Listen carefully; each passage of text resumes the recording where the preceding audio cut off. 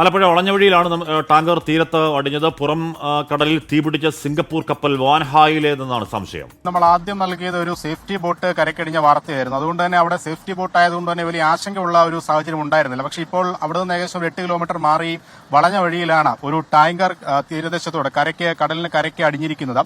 അത് വാതകം നിറച്ച ഒരു ടാങ്കറാണ് എന്നുള്ളതാണ് പ്രാഥമികമായി ഉള്ള ഒരു സംശയം. പക്ഷേ അതിനുള്ളിൽ ഇന്ധനമുണ്ടോ, വാതകമുണ്ടോ എന്നുള്ള കാര്യത്തിൽ ഒരു സ്ഥിരീകരണമില്ല.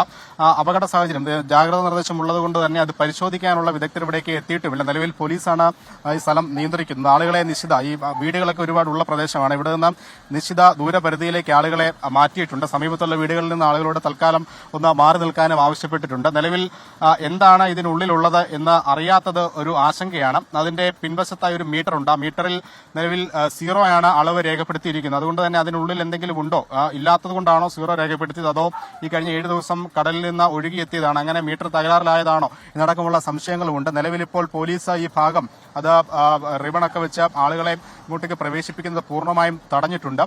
കഴിഞ്ഞ ദിവസം തന്നെ 2 ദിവസം മുന്നേ തന്നെ ഇങ്ങനെ ഒരു ജാഗ്രതാ നിർദ്ദേശം കോസ്റ്റ് ഗാർഡ് അടക്കം നൽകിയിരുന്നു. അപകടകരമായ സാഹചര്യങ്ങളിൽ കണ്ടെയ്നറുകളും ഒപ്പം ടാങ്കറുകളും തീരത്തേക്ക് അടിയാനുള്ള സാധ്യതയുണ്ട്. അതുകൊണ്ട് ആളുകൾ ജാഗ്രത പാലിക്കണം എന്നുള്ള ഒരു നിർദ്ദേശമുണ്ടായിരുന്നു. എന്തായാലും നിലവിലിപ്പോൾ ഈ ടാങ്കർ ഈ കടൽ ഭിത്തിയോട് ചേർന്ന് അടിഞ്ഞ് അവിടെ തങ്ങി നിൽക്കുകയാണ്.